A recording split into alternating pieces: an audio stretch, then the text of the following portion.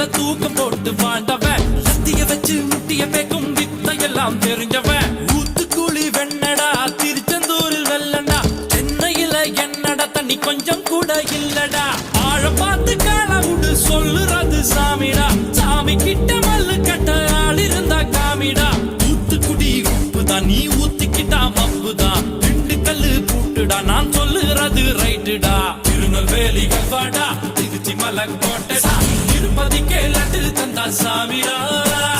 இருட்டு கட்ட அல்வாடா இட்லி கட்ட ஆயாடா உருட்டு கட்ட சத்தம் கேட்டா சாமிடா